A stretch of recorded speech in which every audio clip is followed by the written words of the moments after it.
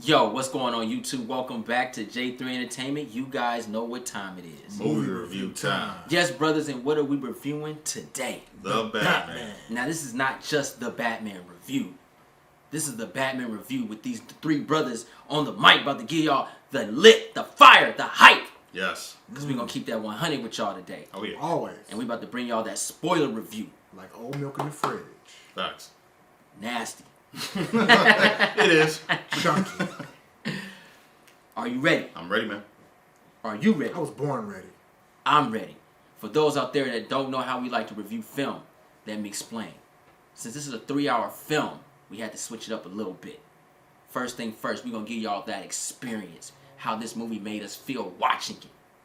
Then we're going to give you the good, the bad, talk about the film as a whole, then break down our favorites and our disliked scenes. Then give y'all that grade. This is going to be exciting. Okay. So, go ahead and get something to eat. Take a sandwich, you know what I'm saying? Peanut butter jelly, get a hot dog, chips, you know what I mean? Ice cream. Oh, yeah. Just basically get comfortable. Kick your feet up. And enjoy this spoiler review. Y'all ready? I'm ready, man. Ready, Who's starting? I'll start. I'll start. Go ahead. Let him go first. First of all, I was going to say it's an honor to be going first this time. No, I'm kidding. No, anyway, going into this experience for the Batman was really cool because I like to do this thing where I go see like big franchise IPs. It's called like cinema preparation. And I was just on a Batman high, man, like watching the animated films and watching like old 70s like thrillers, like 70s like crime dramas, the stuff that inspired it, and getting ready for a detective noir that I did not believe we were going to see. Yeah. The trailer sold me. We got to the theater, we got in there, they did a countdown, which was dope, by the way, and then we just like are immersed into like this gothic, dark, noir Gotham. And like 10 minutes into the movie, I was like, they did it. And it was crazy because I'm like, we're getting a detective story, and it was a bold move to give us that narration, letting us know that this is a different tone, this is a new take, this is a brand new take on Batman, but going back to the core of what he was, a detective. They let you know that in the opening act of the movie. And it was cool throwing us into a journey that was already existing, so we're not retreading the same ground. And I felt like just from the beginning, like we were getting something new.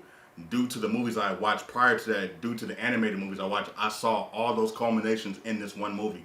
Just from the beginning, that it was a great introduction, and it was a fire experience, man. It was a risky, bold move, but they pulled it off. Because movies like this do not get made. But somehow somebody in the higher-ups made this possible, and I'm glad they did. He ain't lying. Yeah. Say, Oh, that man. experience. So let me just say, man, right off the bat, I came into the theater ready to not like this movie.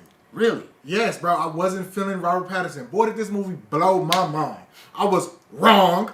This 100% wrong. This movie, right, like he said, in 10 minutes, whatever we're gonna do, bro. 10 minutes, and I'm like, he did what? Dang. He was like, immediately my mind was changed. Yeah. They set the mood, bro. He came in, he was Batman. He a young Batman. Let him have his stuff. I gotta kind of stop comparing him to other Batman because he's not mature, veteran Batman. Yeah. This is our first live action take on a young year 2 Batman. Yeah. And I loved it, bro. Yeah. They set it up. They showed me that you don't always have to see Batman in these over-the-top action movies, bro. Murder mystery might be where it's at. Murder, She I'm Wrote. with it. Just 100%. Like 100%. That's why I'm Give like, it to love me. Yeah, man. Matlock. They don't want to say it, but outside of it being a superhero movie, this might be one of the best murder mystery thrillers we've had in a decade. Bro. Keep it a whole buck. Name a better one. Well, I'll say this. I was gonna say this is on the level of like movies that kind of broke ground and broke the rules. Like this, I got the same feeling in this movie when I saw Logan for the first time, when I saw Deadpool for the first time. It was like, you can do this, you know what I mean? And it's like this doesn't happen. Like, and for those movies to happen, we got this. If those didn't happen, we wouldn't be here talking about it. You know what I mean? Exactly. It's crazy. It's like somebody in the studio took a Ripple bold effect. chance and they was like, you don't got to hit the checklist, bro. You can just tell a superhero story the way you want to tell it as long as it's a good quality story. And this movie did that. Yeah. They was like, we're not going to go to superhero route. We're going to go to murder mystery route. And it worked. Executed as far as that perfectly. Yes. Yeah, you ain't lying about that. You ain't lying about that one bit. Let me go and talk about this experience, man. Watching these trailers. I'll take it even back before that. learning about this new movie. Yeah. We knew Matt Reeves was coming in. You know, that Planet of the Apes was one hell of a run. Oh yeah. You know, no, like don't nothing beat that. Yeah. You know, Caesar talking. You know, Andy coming in with that fire, and then we got the trailers. We got the introduction of the new characters, and I think we all were like, "What the hell? Yeah. How this gonna play out?" And going in I was able to not go into a kid mode, but I was a teenager watching this movie. Okay. And that experience always works for me, especially when you're with your friends. Yeah. Like literally, when I'm sitting next to you guys there, I saw us as kids. Like I'm looking, you know, you looking like, oh, you got your hat backwards and stuff. Yeah, man, let's get the giant. Stop throwing popcorn on me, bro. What's up? Yeah. You know what I mean? You know, and the experience was really dope. We went to the fan fest, so everybody there was positive, for the most part. Yeah. And I think that matters watching a lot of movies. When the crowd is right, the mood is right, the movie becomes right. And when you go in with a negative perspective and everybody's kind of like, it kind of draws you back. Yeah. And I've been one of those individuals lately where I feed off of energy. You know what I mean? And the experience was great. Just watching it from the noir part of it, the darkness, the aggressive behavior of Bruce. Batman, I said it best, if he ain't in that Batman suit this movie, I don't know. And they made sure they gave us Batman. This is the first time we got a Batman movie. Yeah. Yeah. Like real talk. Great point. We've Excellent never point. seen his full detective prowess in a movie before. Never in live action. Yeah. It's always like, he finds evidence, send it, Alfred, check this out. Like, no, we got to see him step by step solve these Day by riddles day. in these cases. I want to add to that because that's an excellent point. I was talking with some coworkers about that today, and we were saying they kept comparing the Dark Knight and then this movie. And I'm like, you can kind of do that, but it's unfair to a degree. Yeah, Lucius. Because there's other elements in there, and then this one takes a completely different tone. I'm like, if you look at the villains and you take Dark Knight, you remove Heath Ledger from that movie, and you remove Paul Dano from Matt Reeves' Batman. It's still a Batman movie on Matt Reeves' behalf, but in Nolan's film, it's not a Batman movie if Joker's not there. It was never a Batman. You know what movie. I mean? Yeah. I already told you that. The Joker movie. the villains are the highlight. Yeah. This is a Batman film. This is his story. This is his POV. Yeah. We never got that. It was always like, okay, Batman's here, but the villains are the highlight. So they get most of the screen time. We're building them. But it's Batman's story, but the movie is about the rise of the villains. It's their origin, but it's his story. It's his point of view. Like, Okay. that was tight. Yeah, and being a Batman fan, I respect that. You know, I love all the Batman movies, even the bad ones, because it's Batman. It just takes us to a world that we like to go fantasy. And for the first time, we got a chance to see Batman. And that experience alone is worth the extra tickets that I bought. Like, you know what I mean? Like, I'm going back again, you know what I mean? Oh, yeah. Let's get into the good, y'all. Let's talk about the good. Who going first? I'll go. Okay, running back. Chess match. I like the way this movie is presented. Batman's POV makes it where the audience is Batman. It's a personal experience. The way he tells his story through the journals and the self-narration is really cool. It makes it more personal and impactful to the sense that he's walking us through the nights that he's out there doing what he does. And he's trying to find his way. And he's like literally looking for trouble because he doesn't care if he lives or dies. I'm like, okay, we've never gotten this before. This is a broken Batman. And we're thrown into this criminal underworld of Gotham City. And they're letting us know from the jump that you do not want to be in a city like this. You don't want to be a part of this because it's so corrupt and crooked. And then you feel like there's going to be hope down the line at that point. I think they do a good job of letting us see all sides of Gotham through the villains, through the heroes, through the detectives, because everybody has a different experience with Gotham. Yeah. But most of all, Gotham City is also a main character, which I love too. It shows us different sides and different genres of movies through the characters that were presented in the film, like Catwoman.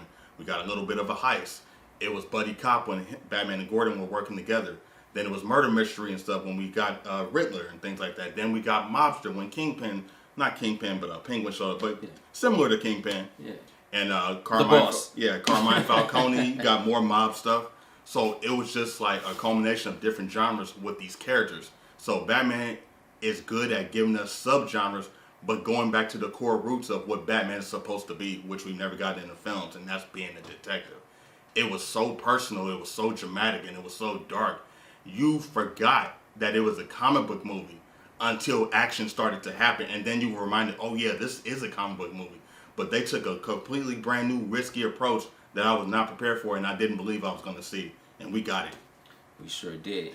And from you bringing up the Kingpin, I will say I wouldn't mind having a DC Marvel draft. We nominate the Kingpin, Wilson.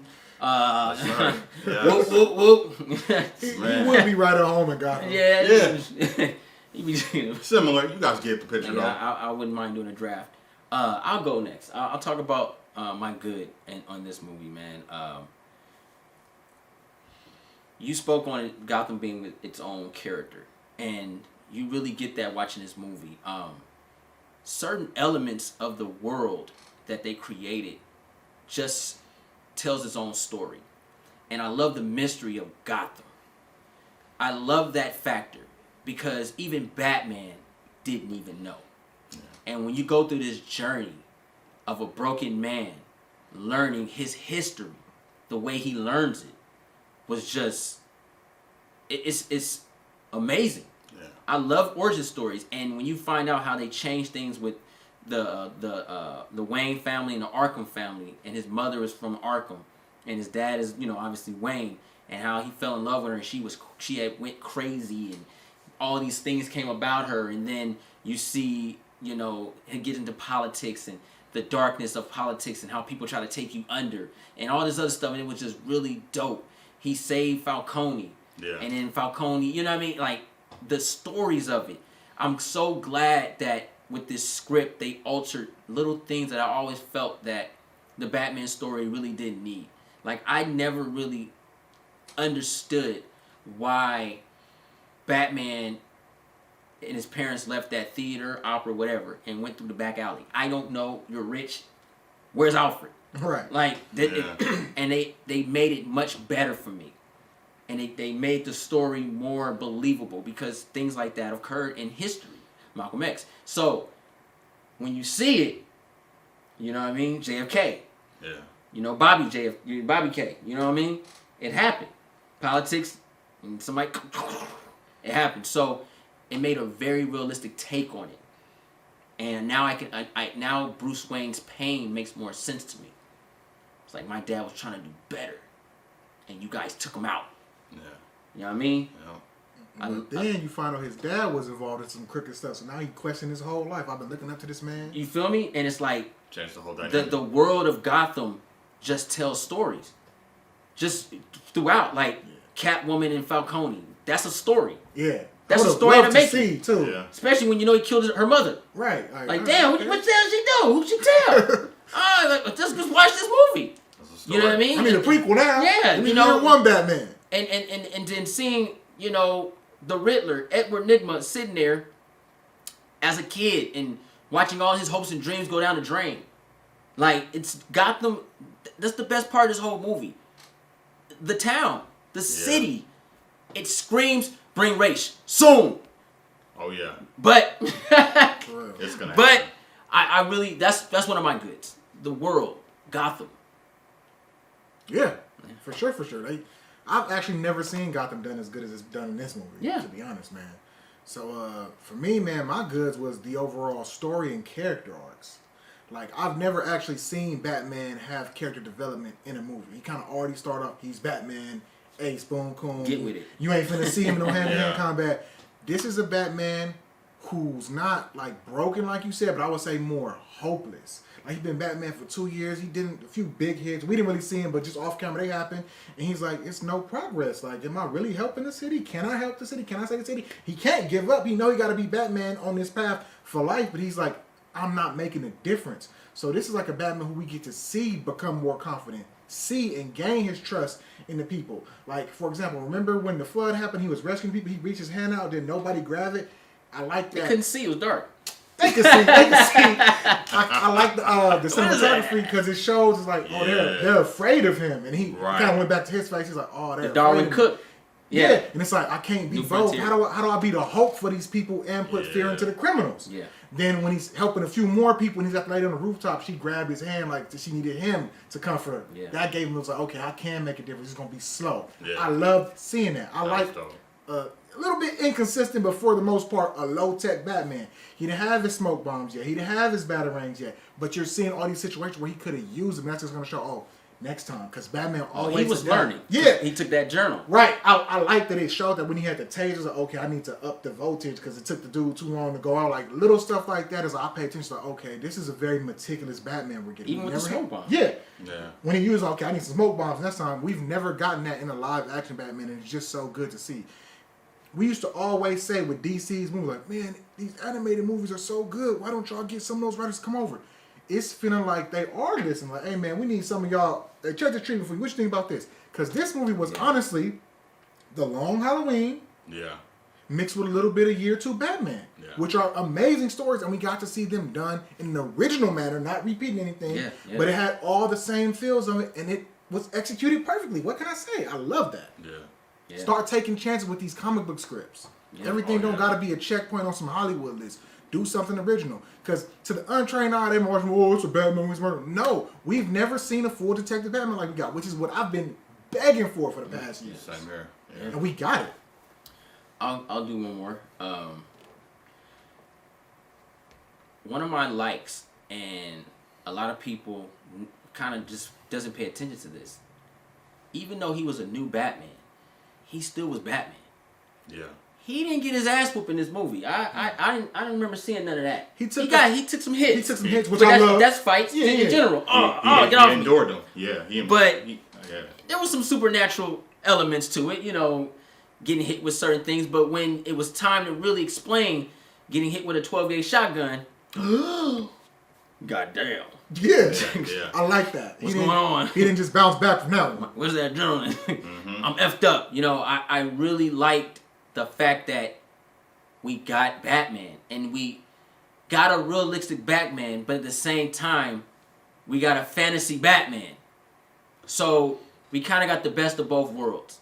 And I'm okay with that. I'm okay with it because, yes, you look at it, we watch so many movies, we're like, okay, this Batman has to be, if you're going to do a realistic Batman, he has to have straps around his arms. Nah, give him a costume. He might take some hits, but we really got Batman. He did Batman things. Yeah. He was a little off the edge. He was rough. He's new, but we really got a Batman movie. We got, for the first time in so long, an actual Batman film. It didn't revolve around no love. It didn't revolve around no villain. It was Batman. That alone gets a point for me. I was afraid they was going to do him and Selena's relationship too much, but you got just enough. Could have actually given us a little bit more, to be honest. It was more of a friendship to a degree. Yeah. They earned each other's trust by the end. Yeah. And they were both fighting for something. The cat and the bat. Yeah. I like that, though. That They it wasn't hinted just, at it, though, but they didn't spend time on that. it wasn't just Catwoman trying to steal something or rip somebody off. She had her own agenda while Straight she was motive. involved. Yeah. And it's like they just organically crossed. It didn't feel forced or nothing. It's like, oh, realistically, I could see these two coming together to solve this problem. They both want to survive, and they want their city back. Yeah. Yeah. She had a lot of money, too. Yeah. Oh, yeah. You got one more? I will say I like the choice of music that they used to tell the story in this movie. A shout out to Nirvana. Something in the Way. I've been listening to that song, man. It's a dark song, and it fits the tone of this movie. Because I know Matt Reeves, the director, was saying that Kurt Cobain, the late Cobain, was inspiration for Bruce Wayne's character. Broken, tragic, Definitely see but a lovable, likable, iconic figure, that's trying to find his way. And the song represents what our character is going through in the movie, the main guy, you know what I'm saying? So it was a unique choice.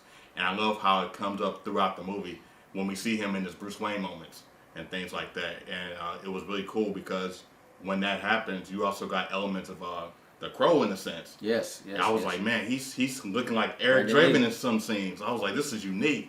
And how he had the paint on his face before, when he takes off the mask, like he's still in that mode, like he can't turn it off. And I'm like, okay, this is a new take, and I like that we're seeing the rage and it's not being hidden, because we know at some point he's gonna learn how to balance it. But like he's like full vigilante, like I'm killing who's ever in my way. And this Batman really was a savage because he was in those streets every night, looking for chaos.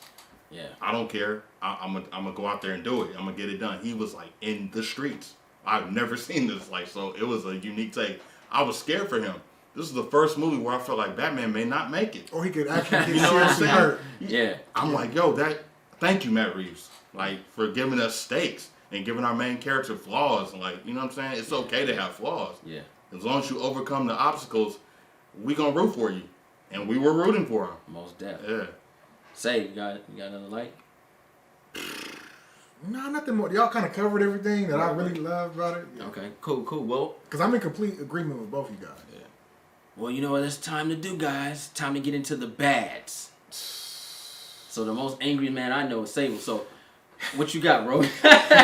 Y'all know y'all want to hear it, man. Say with a fire starter. I'm just going to get it, man. I already told y'all I came in ready to not like this movie. Do the real one thing. I didn't know how to feel about Pattinson, man. Just, he ain't really big. He don't really got the boisterous voice. I was like, how are they going to do Batman? My worst fear, they did exactly what I thought they was going to do. To be fair to Judge Pattinson as a new Batman, I got to see your Bruce Wayne and your Batman.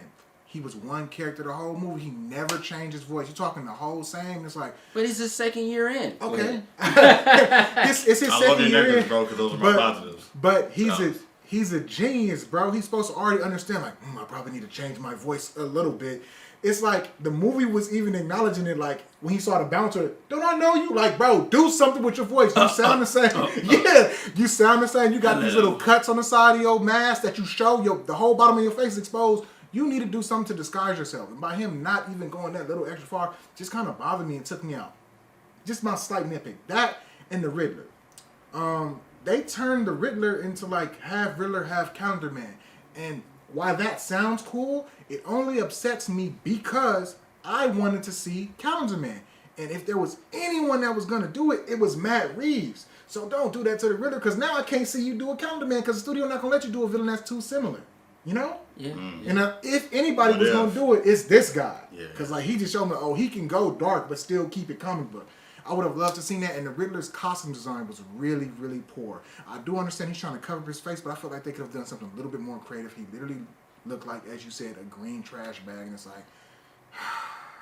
I think that scene would have been a lot better in the beginning if he had hit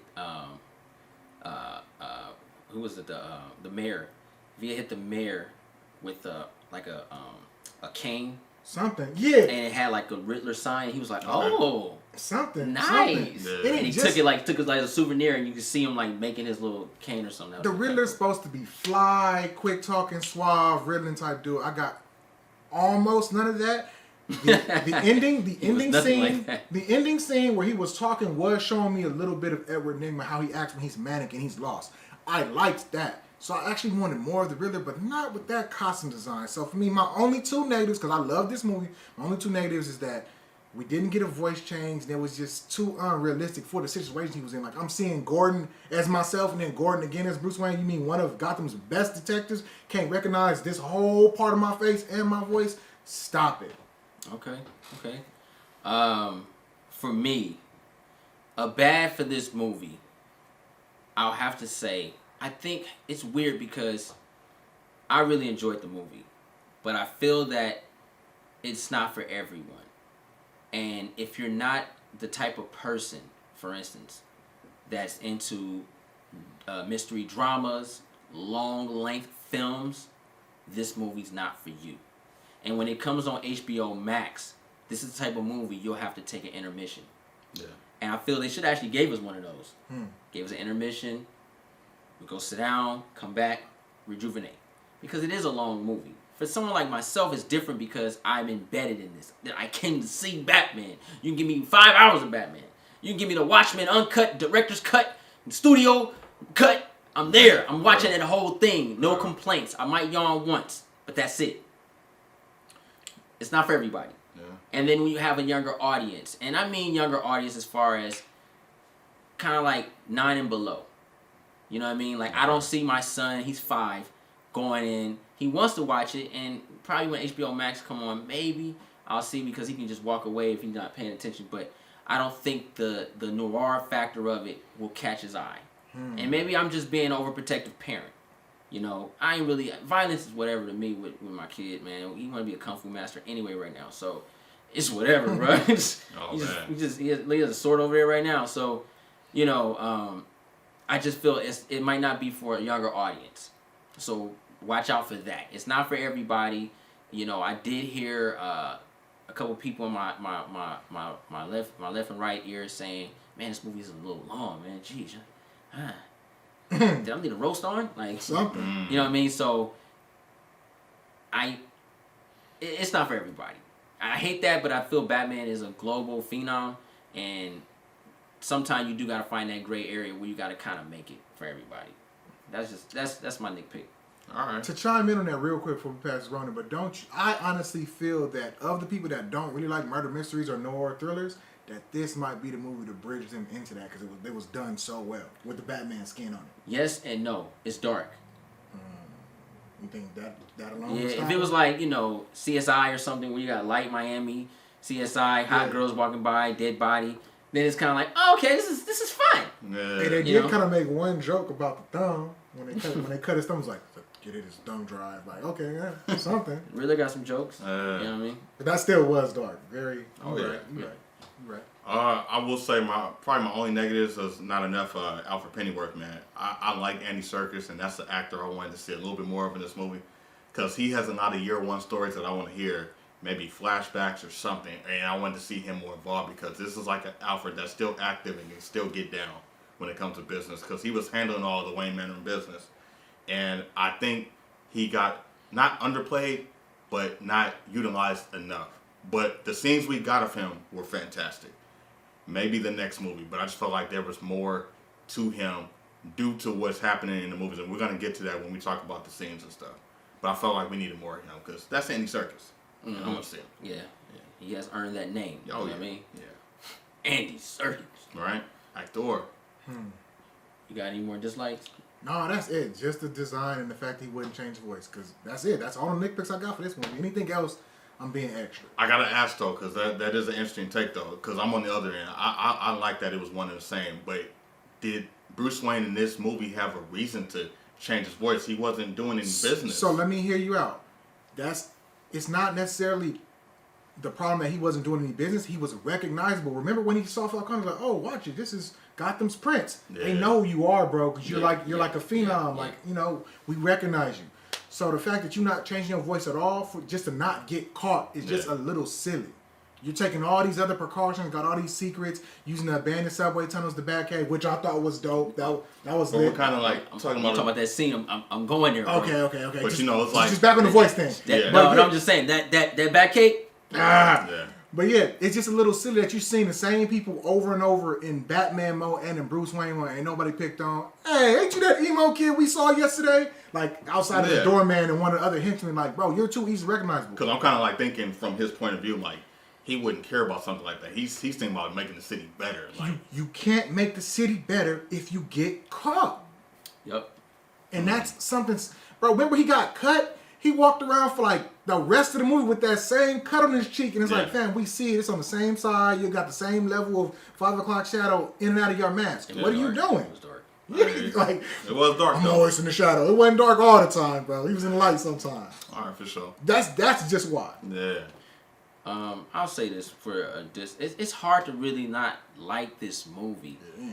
I think, personally, I like the movie, and as some people might get tired of Batman. Why we got another Batman movie? Blah blah blah blah blah. I get all that, but all honesty, it's really a complete film. Like everything else is just film nitpicks, like loose threads. Nothing is like where it's like you could have did this, you could have did that. It's long for a reason. They want to tell a story, and as far as just negatives or bads, it's really none. Really, like it's really like just digging my hand in that. Let me figure something out because I really enjoyed it. I just, it's just different, and I'm glad we got something new, man. Because at the end of the day, we still have both Batmans. We still have a Ben Affleck Batman. We still have Robert Pattinson Batman. Yeah. We still have a Michael Keaton Batman. Yeah. And I wouldn't be surprised if we get a Christian Bale Batman again. Like, you know what I mean? Like, he opened the universe, so, and Henry, Kevin Conroy coming back as Batman voice, and, we got a lot of Batmans, and Batman is DC, Yeah. and I understand. You know what I mean? But for the most part, I ain't got no bads, man.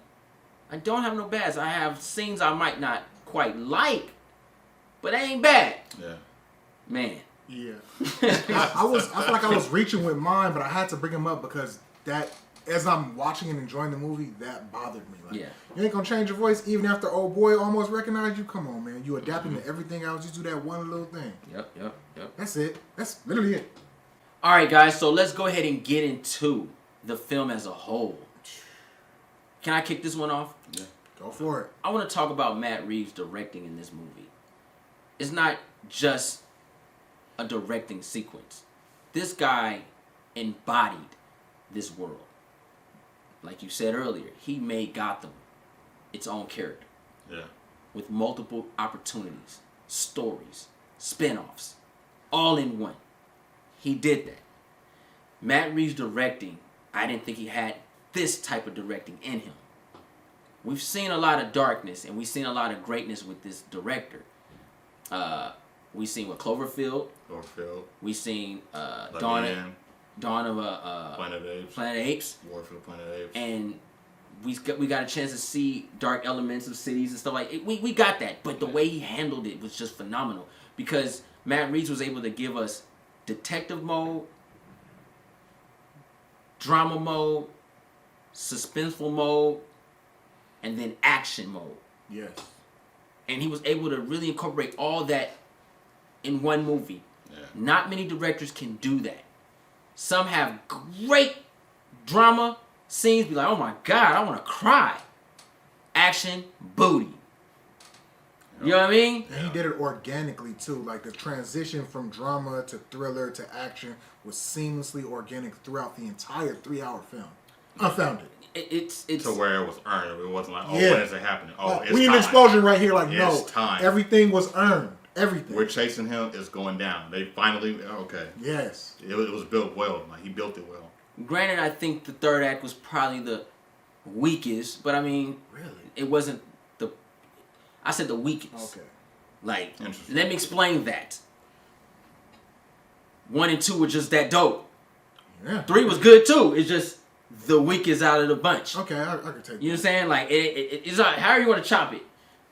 It's not that it fell flat. Nah, not to me. It didn't feel flat. It's just the weakest. But just to watch how he handled that foot on that throttle, bro. He that car was rolling, and it finally slowed down. But when it slowed down, the movie was damn near over. It was like, okay, all right. Wrap this up. Yeah, go in and wrap it up. What is it, 3 hours? All right, let's go. Man. Like, it wasn't, he did a great job. Oh, yeah. I honestly believe he did a good job directing this movie because he got actors that I could never see in a Batman movie play characters I would have never thought they would even be playing. If you had told me Robert Pattinson would have been Batman 10 years ago, coming off of Twilight, Right. and I would have said, for Halloween? No, he comes out Halloween 31st in the movie. You crazy. If you had told me Zoe Kravitz, Lenny Kravitz's daughter, would have been Catwoman, I'd have believed that. I'm like, oh shit, all right, well, let's up. I wanted to see more of her too. Yeah, but if you show more, you won't learn nothing. Okay. Because it'd be all love story stuff. You're like, I don't know what's this. But the thing what I'm basically getting at with Matt Reeves, and y'all can chime in on Matt Reeves if you want, is just he did a great job overall with this movie as a director. Like, he had great Batman shots. Even his car chase scene was cool. Granted, I like them, pan out shots. I'm a pan out guy. I want to see it all. But he still gave us a hell of a car chase.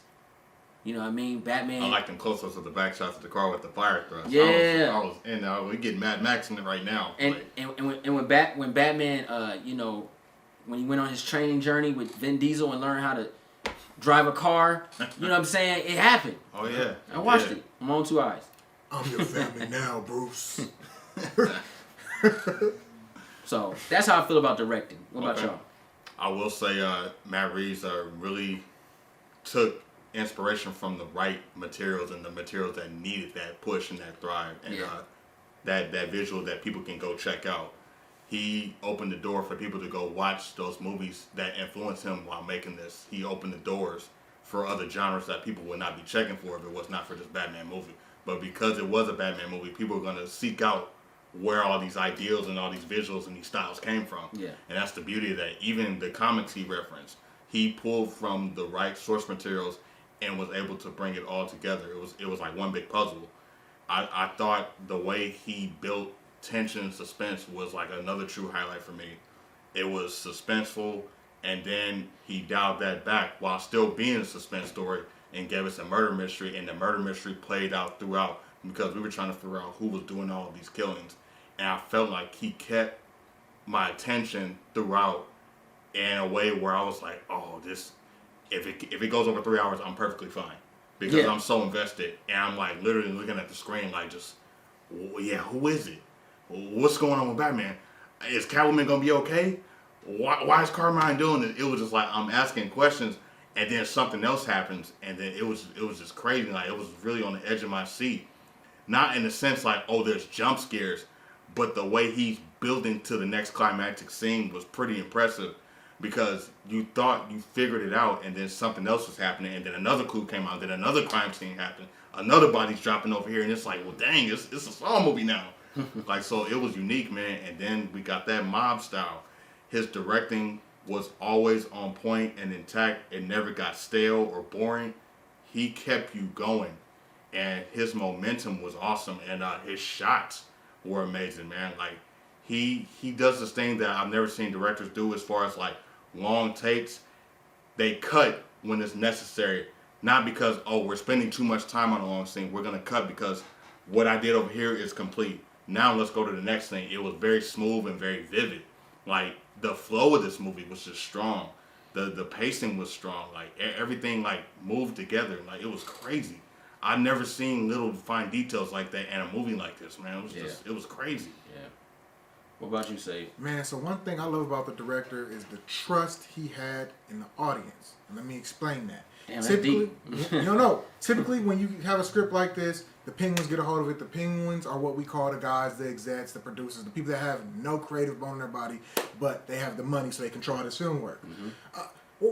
How long has he been Batman? We didn't show him become Batman. No, this director trusted, like, hey, they know he became Batman. They know him and Gordon became friends. We got thrown right into it. Yeah, we did. I didn't have to see his parents die in Crime Alley again. Thank God. I'm so sick of that scene. I'm sick of the training montage. We just got it. They threw us right in. Yeah. They threw us right in. Pearls and roses. That's all I always see, Batman. Pearls, white pearls, roses, falling. Him crying like, oh, come on. It's on his over, knees bro. in the alley Yeah. where somebody peed. And I'm tired of it. We done seen that scene like what 6 times now. This the first time. It's like no, More. just come right in. Yeah, it's been more. He's man. already Batman. Good. So now, with that being said, are they gonna start like opening doors? Like, maybe we don't have to follow this script. Like, let's trust DC writers more because they've been. When you look at the animated films, they've been killing it, but it's never been brought over to live action. That same energy has never been there. Oh, this is too corny. We've got to cut that. We need some more exposure. Like, no, organically write good scripts and they'll get done. Doesn't matter how different it is.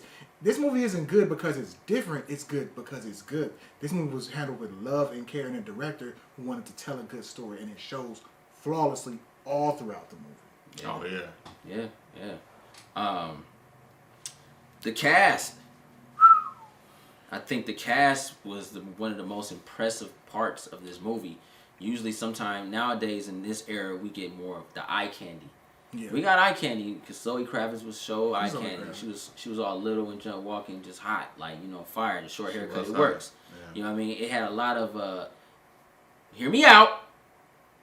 A lot of Halle Berry in that. You know what I'm saying? Like the short hair had a lot of Halle Berry in that. I like it though. But it also had a love of Eartha Kitt. Yeah. All in that thing, man. Yeah, vintage, I was like, yo, sure. It was there. And it had the fire of Michelle Pfeiffer. Yeah. Yeah. So she had some nice elements. She had that that analogy, yeah. She had that Halle Berry look. Yeah. You know what I mean? Like that was Halle Berry. You know what I mean?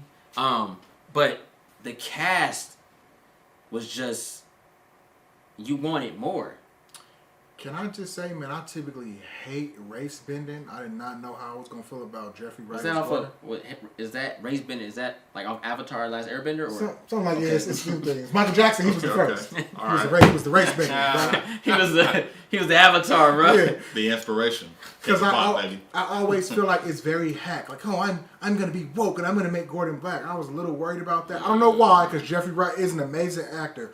And again, for the second time in this film, boy, was I wrong. Good. How did I know that was the Gordon that I needed to see? We ain't never seen Gordon really get active before, Good, bro. yes. He got active, and his dialogue and mannerism, that was Gordon.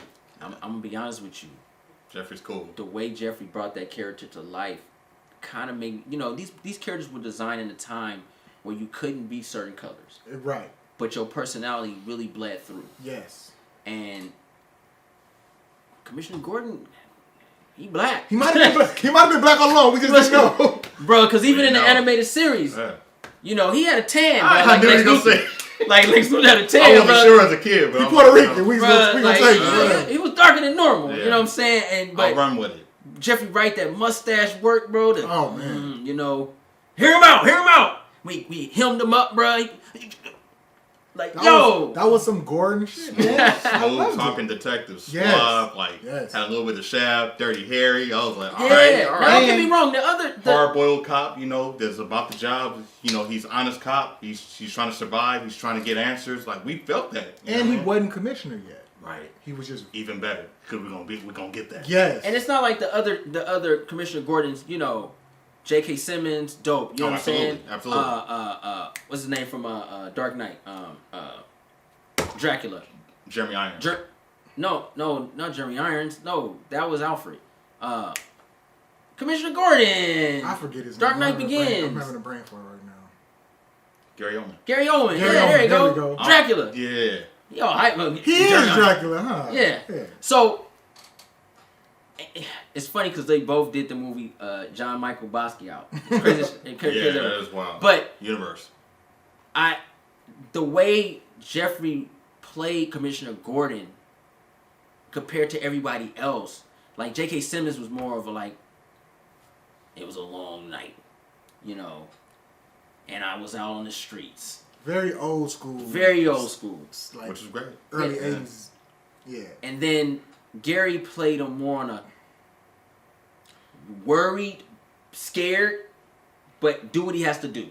That was, at the time, the most modern iteration of Gordon within the source material. So I really loved, to me at that time, he was probably the best Gordon. But Jeffrey played him he might have took the spot, man. I want to be Gordon. Yeah. Just not even on a race thing. Just the way he played him, man. The looks he gave, the how he was walking around, he was looking. He completely embodied him.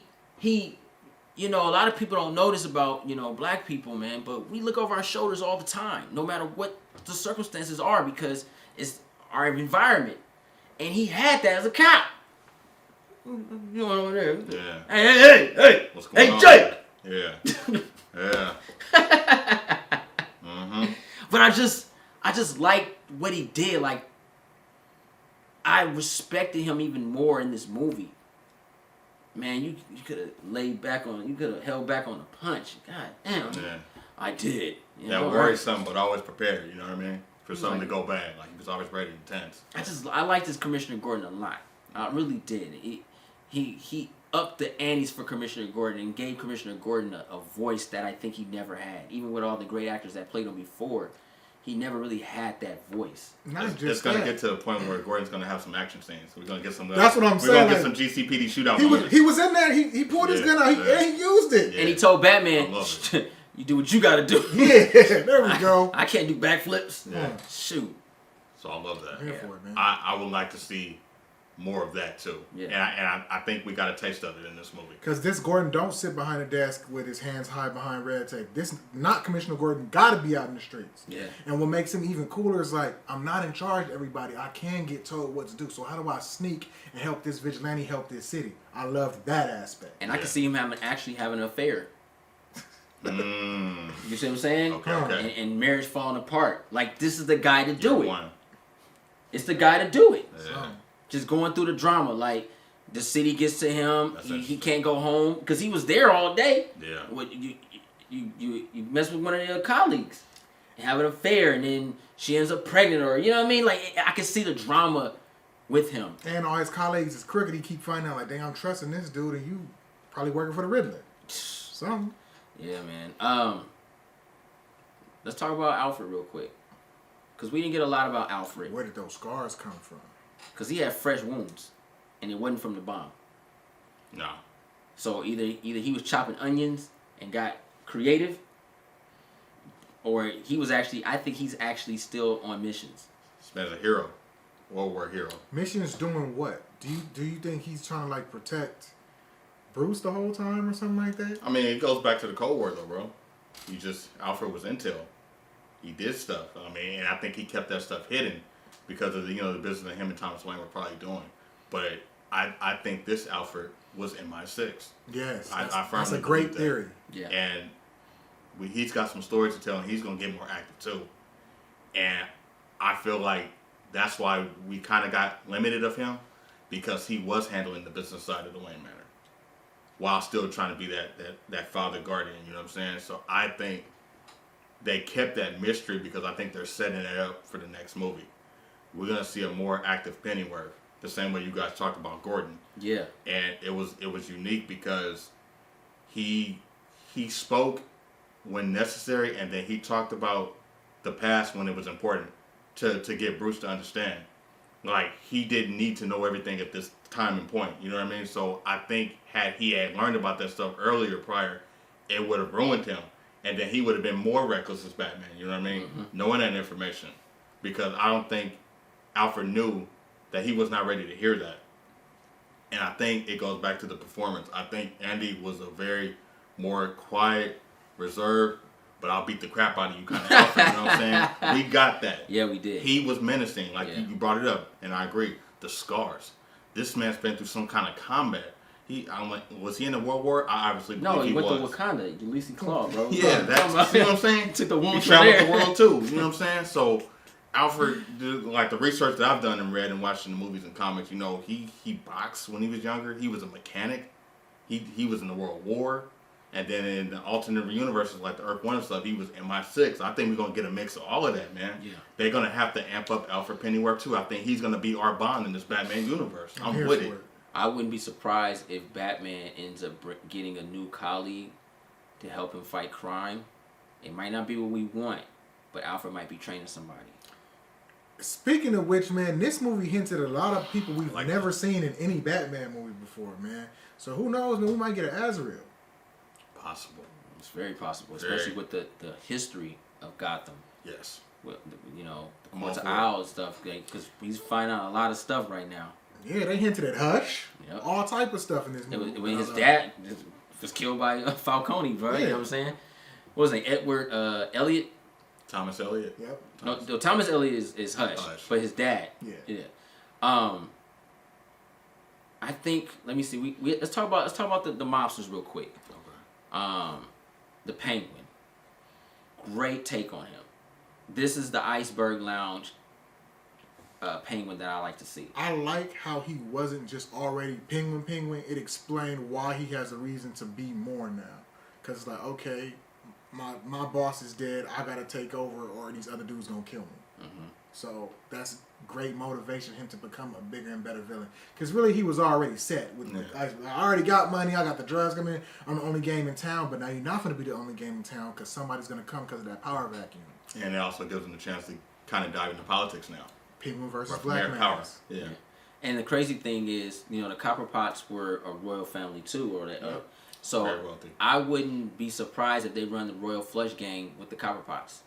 Oh. Gotta be lit. Where that's why he has that money. He's powerful already, and Falcone, because he's already established. So I wouldn't be surprised we end up getting stuff like that. Dude, the World Flush Game? Yeah, I'm with it. That'll work. Yeah. Well, I like what Colin did with the Penguin. It's not easy to get someone to say, "Take it easy." Come Now we're gonna be like, you're gonna say that it's take it easy. He was having fun. You know what I mean? Like he disappeared in that role. We got a lot of depth with the mobsters of Gotham. Yeah. And his humor was like earned because it was just he was being him. It didn't feel forced. It felt organic. He had that New York accent and everything. But he was chill. Yeah, he was laid back. He was really laid back. Like he stage one, Oswald. Bruce Wayne walked in. He wasn't aggressive. Yeah. You know what I mean? Sit down, have a drink. Come on. Because he's the bargaining penguin. Yeah. That's the one I would like to see. He's trying to make deals. Yeah. He's trying to stay afloat. Yeah. And he didn't wow. You know what I mean? Granted, I miss that. You know, I do too. Yeah. You know, Mickey from Rocky. Rocky's a bum. You know what I mean? I miss it. I miss it. Sir. I miss it. You know, but I wouldn't mind seeing him bring the umbrella. So get DJ Khaled and put the umbrella over me. We the baddest, who? So I need that. I need the umbrella soon, cause that's his signature. Okay. Some things you got to keep original. You know. That's fair. Yeah. Falcone, man, John Turturro. Silent but menacing. I like his performance. He was very reserved and to himself. He already knew he was head honcho. He didn't have to prove much. He came in and people knew who he was. He was respected. Like he played like a very straightforward performance in my opinion. Like just he came in and people were like, oh, he's here. You know what I'm saying? He commanded the screen and he commanded the room when he walked in. It was tension no matter what the circumstance was, whether it was a conversation or if a deal was about to go sideways. He was a threat. And we kind of got that. And he was very mysterious to a degree too. I also kind of felt like we didn't get a lot of him. And I think that was due to the fact that they were building something for him. And I think it's a good example, like when a character does get killed, this is a spoiler review, it's like you think that arc or the mission or whatever else is planned is over because he's dead, but it actually just begun because he died. Right. Like, because you have to remember people were working for him. Like, crime didn't stop after when he died. No, it's getting worse now because people are going to pick up where he left off. Pick up the pieces. Kind of like, I'll even use Jigsaw as an example. When he died, everyone thought it was over. No, he had accomplices. It just began. You know what I'm saying? So I like that take. So in a sense, Falcone and his doings is still kind of here because he's got active people out there working for him, continuing where he left off, man. And I think it's going to be a bigger, even mob war that we're going to see. Like, we got snippets of it, and I think Falcone was in the stage where he was setting up trying to protect the people that was around him. I didn't necessarily see him as a bad guy in this movie. He was just a guy that was looking out for the people that was close to him. Yeah. This is Gotham. This is it what was it a new is. Falcone, and I really like that take. What about you, bro? Man, not so much what I'm looking forward to from this movie, but the next movie. They set up so many things for a very rich franchise here, and I love that without sequel baiting. So specifically, the ending. Well, no, we're talking about Falcone. What, you talking about, like, Falcone? We're talking about the villains. Oh, okay. The Riddler. Okay.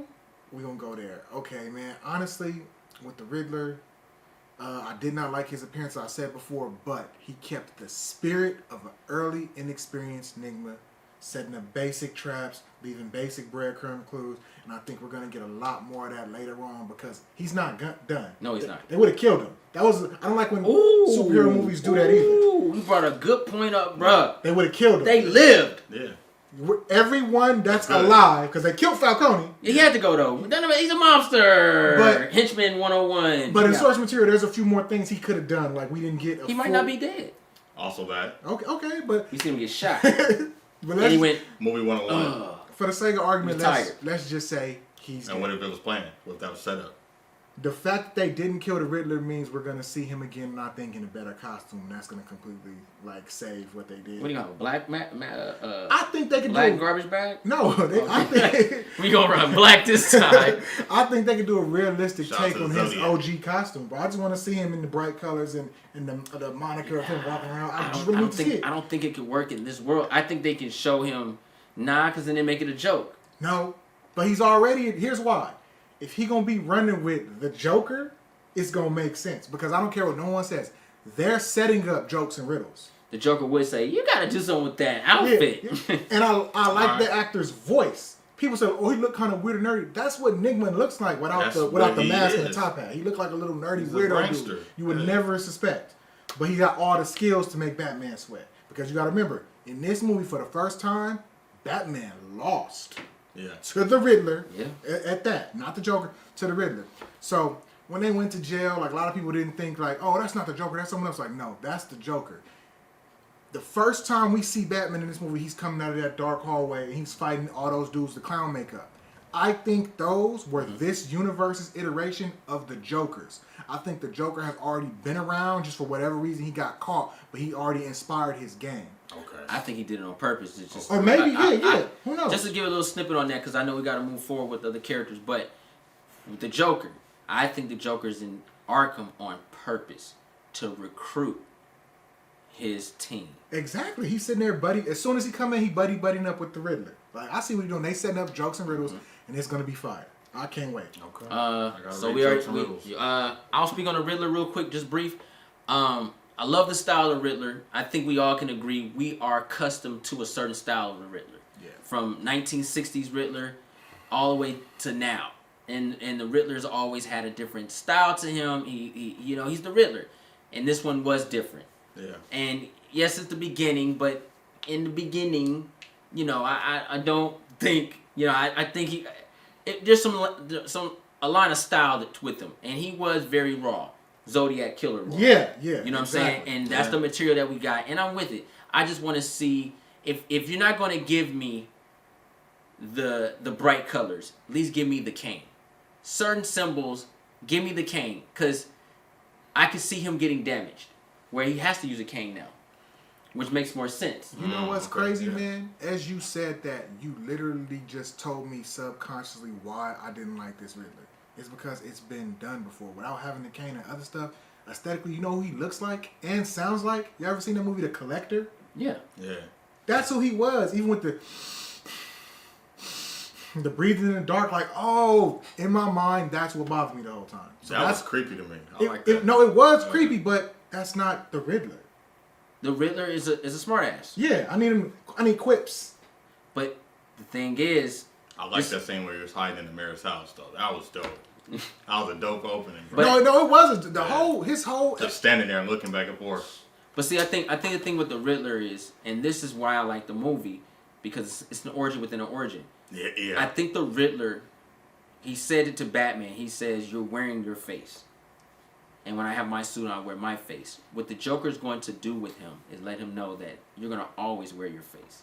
You don't need a bag over your face unless you're conditioning your hair and you want to make sure you don't get on your shoulders. That's the only time you need to wear a bag over your head. Big worm. You know what I'm saying? There ain't no other point. So, I think he's going to embody that moving forward. I got you one better. To cut the film some slack, I do think he wore that ridiculous outfit to cover up his identity. Now that he's already been caught. Like Edward Nygma does. Yeah, when they see him later, he's going to, like you said, fully embody it, and we might get a rendition of his original costume. Or something similar. Just not a trash bag. That's all my big deal. Just could have been anything but that. Yeah. Okay, I think we touched on everybody but the main man for the cast. Robert Pattinson's Batman. I think, I want to go first. None of us had faith in his performance. I'm being honest with y'all. Stop lying! No, I'm just messing with you. Nah, I'm gonna be the first to say it. Yeah, when they cast him, I was like, okay, I get it. All no, right. I will say this.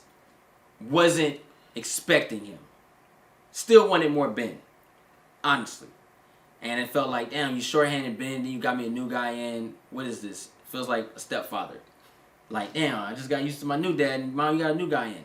Gotcha. So Robert Pattinson, wanted to see what he's going to do. And he did not disappoint as Batman. His Bruce Wayne was different.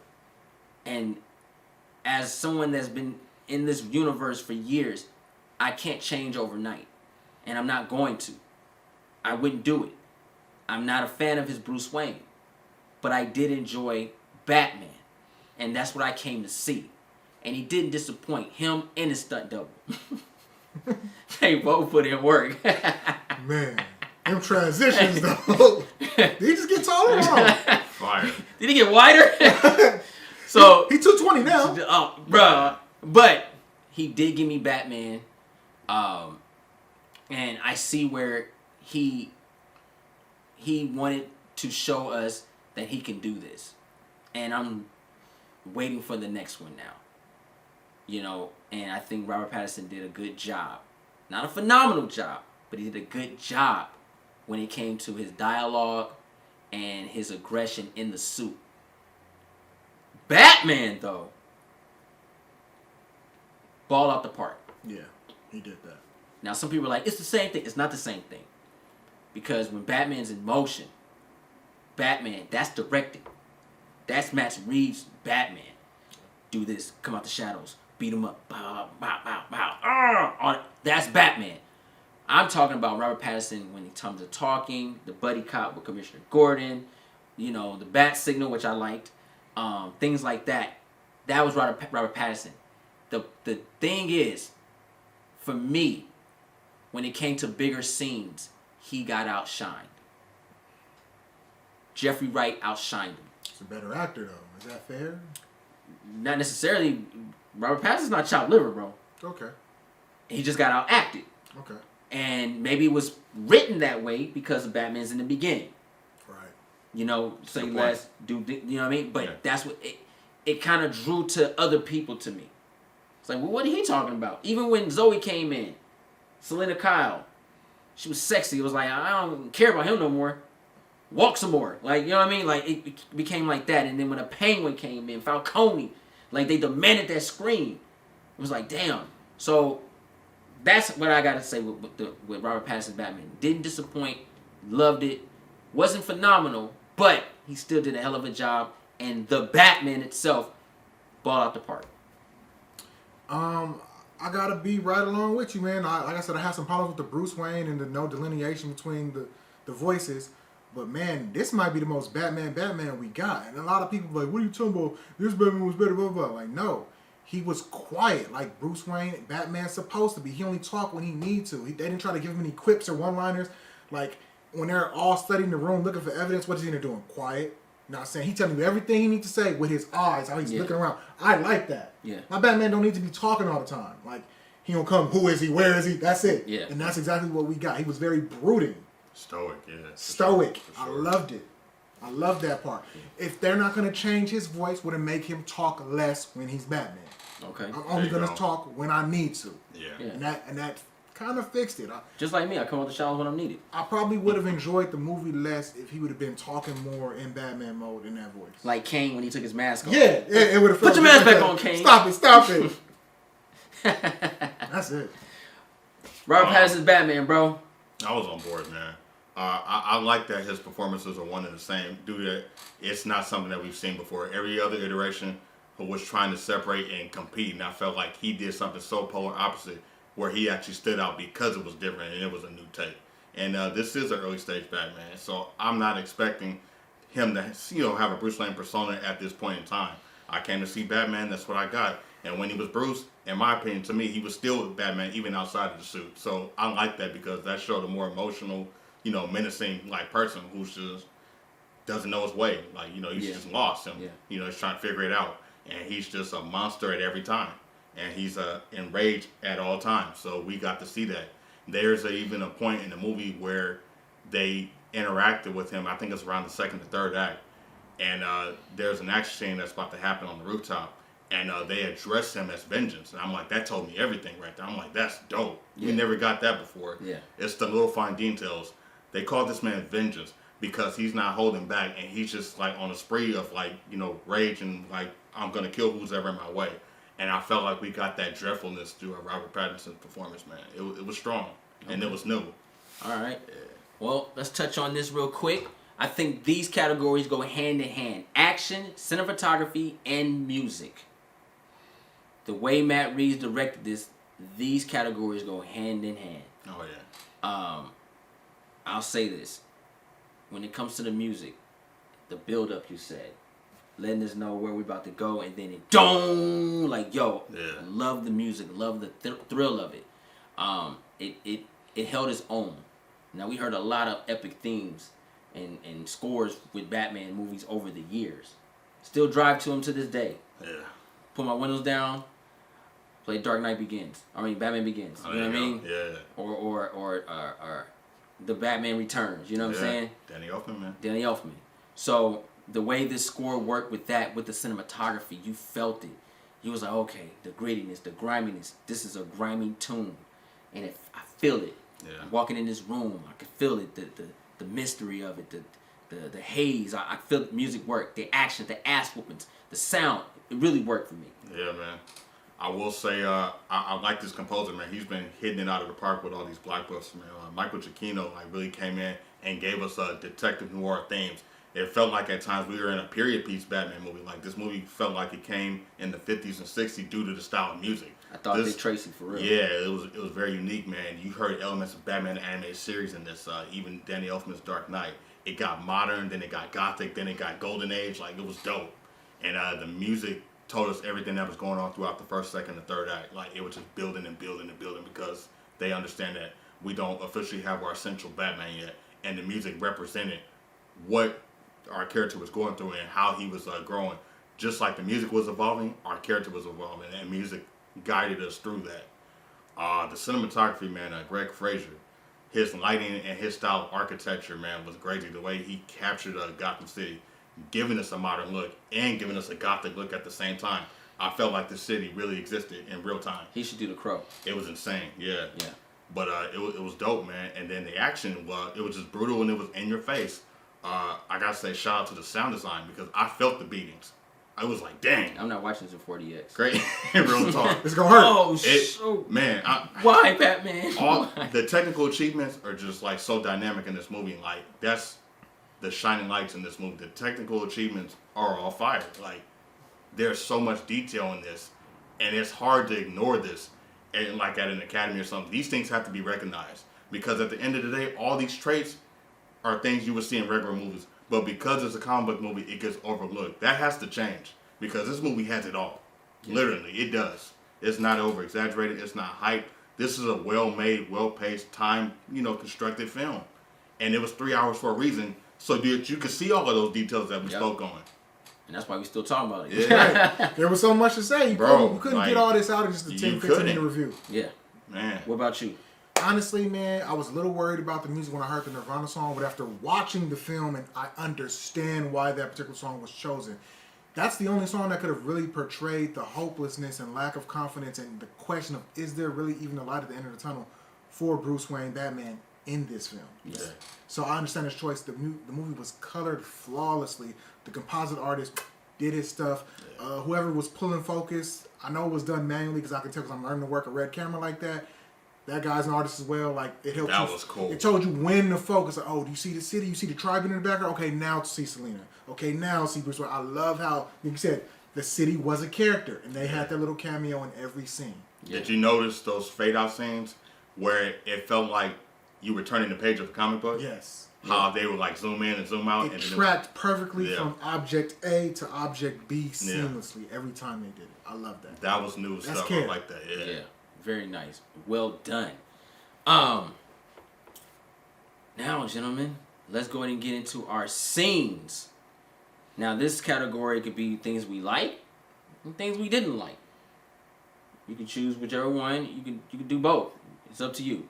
The choice is yours. All right, so I'll say one of my favorite scenes in the movie was when we were getting close and they busted Penguin's raid that was about to happen, and we got the introduction of the Batmobile, and it was scary. Now, did the Batmobile, because I was worried about this. It was terrifying to me. Did the Batmobile, like, malfunction for a second? It did. It sounded like something, he turned his engine on and it didn't rev the way he wanted to. So he had to take to it. Yeah. Again. Okay, because I was like, maybe he was like, shoo. I don't know what it was, but going back to the cinematographer, Greg Fraser, the way that scene was lit, and you saw the eyes of the car, straight muscle car. I got Christine vibes, bro, with the Batmobile. The composite artist did his stuff. And then when the thing just took off and went Mach 3, and then we got the back shot, I'm like, oh yeah, this is Mad Max Fury Road now. Especially with them speakers, bro. I felt it. And the rage that Batman was presenting out, we got to see the car as a character doing this thing for the first time. Very basic, simple, not too flashy, but style and muscle, like an old school action movie. Yeah. Where it's really all about the car and the muscle. And they gave us that because you got to hear that engine. Mm-hmm. And that's old school action movie making. Usually, like when it's action scenes, they amp up the sound design with all the destruction, and then you hear that muscle of the car. And then the music was kind of dialed down a little bit. I don't know if you guys noticed that. I thought that was a unique thing too, man. And then for a moment there, we got like a Batman horror moment with that chase scene because he wasn't trying to bring him in for questioning. He was going to kill him. He was hunting him. Yeah, to a degree. I think he was going. Yeah. And I then was gonna kill him. You see how he hit the car? Yeah, you saw how he swerved that car. He's one of them hurt real bad. That transition rolled, and then the car rolled, and then he's walking down the street, and then he comes up to the door, and he's looking at him. That was tight. Because it's like you're screwed. Ever, bro. That was some boogeyman stuff. I love that. My homie Rodolfo said it best. The Steelbook needs to have that picture. Yeah. When he's walking, you get slight bow leg, but not bow leg tight, bro. And then he made from the upside down angle, so you see from Penguin's perspective. That was a dope scene. And then he got down and he looked and he made sure that he knew who he was and that he was. You can't run from me. That was amazing. It's suspenseful and action wise. I got 2 for 2 in that. It was fire. Great scene, bro. Great scene. What about you? All right, man. So y'all pretty much took both of the 2 scenes that I like, but I gotta say this, man. With that third act, I'm going off my experience. We was sitting there literally talking like, "Oh yeah, this kind of whack. It's the same thing the Joker did when he set the bombs everywhere." And I was literally right with you. And as you said it, all 7 bombs went off and flooded Gotham. And now I'm like, okay, so he lost. This happened. I was shocked. Then he goes into the third act of all his little followers coming with their rifles. I thought it was going to be like 1, 2, 3. No, it was like 16, 20 dudes. Yeah. And I'm like, okay, with that 40-6, that's going through them plates. And they didn't quite go through, but you could see like they were denting his, whatever his stuff was made of. Like, okay, he can be right. He can be hurt. The surprise that scene gave me alone was worth the price of admission. Seeing a vulnerable Batman fight dudes that's armed to the teeth with guns pointed right at him, and he ain't got no smoke bombs. And that shotgun effed him up. Yes, bro. And then I'm like, okay, so he's finna die now. Who finna save him? Gordon or something like that? No, Selena had to come through, but even she couldn't fully help. Then he had to pull that adrenaline out, pull the venom out. Yep. I was gonna ask, was that what that was? I feel like they hinted at it. It was green. I don't think it was venom, but like maybe it would have reacted differently. Well, no, because this is Bruce Wayne with resources. I wouldn't be surprised if he found a venom. And that's just the early stages of it. It's not the full thing. Right. For transformation. And he learned about it because he got stronger. Yeah. He did. He got stronger. That's why he was like, yo. With the quickness. He was like, he was like, yo, he's getting stronger. Brutalizing him, yeah. Vengeance. I loved that scene. Yeah. That was, from what y'all said, that's my other scene in the movie, man. I loved it. Damn. Now y'all open the door for more scenes for me. I just want to say this real quick. The hints in the movie was lit because, like you said we saw Venom. It was a green tap. Yep. We saw a Man Bat. Hush. Yeah. The Joker. And the Jokers. I wonder if the same way Riddler got his little gang of followers, I wonder when the Joker get out, he gonna have a gang of followers. Yeah, and Riddler's gonna do it because if people like you had the Penguin, you had like it's just a lot of little hints around. I think were Easter eggs to me, but my favorite scene in the movie was. It's you spoke of partial of it. When Batman was called Vengeance, right? At the end, when he beat the hell, because this the other part, he beat the hell out of the old boy, and he took the mask off. He said, "Who are you?" He said, "I'm Vengeance." Mm-hmm. And Batman looked, and that look in his eyes. This is the acting of Robert Pattinson, very believable. Loved it. The look was like, "I'm not Vengeance then." This crazy man pretends to be Vengeance. And I'm different. And this is not me. Right. And then we see the rebirth of the Batman. And the rebirth of the Batman is the same rebirth of the Joker. 1989. When he takes the batarang, whatever, I don't know what it is yet. And he cuts the wire and he goes in the water. Right? And he emerges out. Biblical, but that was the change of Batman. Because after that, he started rescuing people. Because normally he would just leave when it's all over. Like, my job is done. They got to like, no. I am the knight. Yeah. He decided not to be vengeance and to be hope and justice in that moment. Justice. Yep. Because it perfectly transitioned, and the people were afraid at first, and then you saw after a few days him constantly helping out that they became more accepting. That was a great character development in Batman, which I don't think we've ever seen the likes of. Best scene of the whole movie for me. That right there, when he reached his hand out to the boy, only a child could change the way a man could think. Yeah. And we all know that. And when that little boy reached out, his dad was crooked. Yeah. His dad was a bad man. He was a good man. Played the bad man when the burner was in his hand. Now he's out there singing sad songs from Elvis, Biggie Smalls. Anyway, but no, but when he reached out, he started saving the people. And at first, I was a little bit irritated. I was like, yo, but I didn't understand that scene like that. Yeah. But then I caught on to it. I was like, yo, he's become justice now. Hope. He's one part of the Trinity. Now, I don't know if they're going to do that, but that's what he's showing now. Yeah. Batman changed that night. And then continue on with the scene with Catwoman. She's like, come with me. I might go to Bloodhaven. Now. Love that they brought up Bloodhaven. Yeah. When they got on a motorcycle, they went to the crossroad, Bone Thugs. And they sat there, right? This is real stuff. This is happened. Batman went to the right place. Gotham. Yeah. She went left. But he kept her in his rearview mirror. It spoke to me. Yeah. He went right. Like, I'm going back home. I can't leave Gotham. Yeah. If I go to Bloodhaven, what am I? Chopped liver? What is this? Uh, He went back home, and it just spoke to me, man. Dope scene ever, man. Seeing the rebirth of the Batman within the Batman movie. We've never got that. Matt Reeves, you're a freaking genius for that. yes, sir. That's my scene. Man. He gave us the Batman we didn't know we wanted. Yep. Real talk. But the Batman we needed. And this is going to be brief, though. The introduction of the Riddler was dope. Psychological horror movie from the jump. Thank you. Yeah. Jay. What you got? I can't wait for the sequel, man. Hurry up. I don't want to wait 3 years. Yeah, y'all should have continued recording the whole thing. All right, I'm gonna be the spoil sport. The one scene I didn't like, but I understood. When Gordon gave him the key, ran upstairs, and he hesitated to jump off that ledge. Now, we're used to Batman being a G. I love that scene. You know, don't. Now, I'm expecting that. And shoot it. Woo! And the cop stopped shooting at him and everything. I'm like, all right, let's give him time to work. Are you well, go ahead. Hey, Clint Eastwood, that fool, man. The cop was sitting on top, bro, like, Make my day. go ahead. Like, and Batman hesitated. Like, I never seen Batman hesitate. And I understand, but to me, that was just like, what the freak? What is That was the, I get you. That was the one moment where it's like, all right, go ahead and jump. Go ahead. Yeah. What you waiting for? You gonna fight your way out? The context though. Yeah. I get it.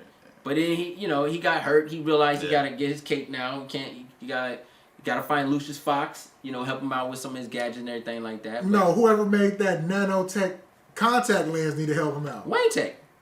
No, bro. I think he might already know Lucius, and we just didn't see him in the movie. I'm cool with that. Yeah. Yeah. Ernie Hudson. I'm Somebody, with it. whoever. Cowabunga. I'm with it. All right. Yeah. All right, y'all. So let's go ahead and give this movie a grade. Sable, go ahead and start it off. Man, I did have them two small nitpicks, man. But outside of that, this was the perfect Batman film. It's the Batman film I've been asking for. I always wanted a detective Batman, and I got it.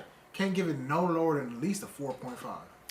4.5 stars. Yeah. For me, it's not really a Batman I always needed or I never always wanted. It was just, I'm a Batman fan. So when you throw a Batman movie at me, and if his Batman movie is good, I'm going to love it no matter what because I'm a fan of Batman. Yes, we are oversaturated with Batman. But at the end of the day, I'm not just sucked in Batman. I have tons of other outlets of content that takes me away from Batman, Peacemaker. So, I have to give this movie, with all the things about it, 4.5 stars. Hey. All right. Man, Matt Reeves gave me a mix of The French Connection, Chinatown, Zodiac, Seven, and The Conversation all in this one movie. He spoiled me. I got everything I wanted. Crime drama, psychological thriller, noir, detective story, and a Batman movie that's following Batman. 5 stars. Bam, there it is. Yeah. That's I know somebody's gonna ask this question. Where do you rank Robert Pattinson's Batman? Not the film, but his Batman from all the live action interpretations of Bruce Wayne's Batmans. Should I go? Go ahead. All right. Michael Keaton, Ben Affleck, and then Pattinson. 3. Okay. So they're running 3. Okay, top 3. I'm going to go Michael Keaton, Christian Bale, and he can be number 3, honestly. Okay. Y'all are all crazy. Hey, that's me. Coming in number 1, none other than Adam West. Pierre West. Y'all can hate if you want. He's the most accurate Batman. He had everything. He was the best Bruce Wayne. He's a Batman of the time. I can't wait to see that chat. Oh, man. Number 1, always, Pierre West. Number 2, That's tight, though. Ben Affleck. Because he gave us the Batman that we always dreamed to see on screen. Beating people up. I just wish he had that film. I want to say, because I love that you ride for Adam West. I respect it. I got to say it. If that didn't happen, we wouldn't have any of these Batmans. Nope. So, it'd be Green Arrow. It is what it is. Like that Arrow was the came. beginning. That was the era. That was the Pope era. That was the Golden Age era, and that shaped kind of Batman because Batman was Pope. He always evolved, and then we got more of the detective, then we got more darker, then you got the Dennis O'Neil stuff. So he gradually changed, but that was the staple because when that show came out, that was the James Bond era, 60s. Yeah. So that Bruce Wayne was pre-Bond. Yeah. You know what I'm saying? So I feel I just want to throw that out there. Like Adam West didn't happen or succeed, we wouldn't get any of these Batman. Yeah. So yeah. You ain't lying. It is what it is. And a lot of people that follow me for years, you already know I was never really a fan of Christian Bale's Batman. I enjoyed the movies, never really been a fan of Christian Bale's Batman. I'm just a fan of it. I love Batman. So Robert Pattinson would come in at number 3. Okay. So that's it. Adam West, Ben Affleck, Robert Pattinson. Nice. Because he whooped ass. I can take that. And you get this. All 3 of my Batmans fought in their rightful own manner. They all fought. Adam West fought every episode. With words. Pow! God damn! Holy smokes, bro. He's beating the shit out of people, bro. Williams. Love it. Hope you guys enjoyed the extra dope spoiled review. If you're new to the channel, go ahead and push that subscribe button. Thumbs up this video, and don't forget to share Instagram, Facebook, Twitter. And since you guys stayed here for the end, I would love to know what you guys think about the Batman movie. Tell me your favorite scene. Tell me your worst scene. Also, rank the top 3 Batmans in your list. And I'm here for the smoke. Really? Yeah. I'm J3. Ronin Shogun. Woo! Ninja Assassin. Sable Rocks. 100,000 subscribers. They're coming, y'all.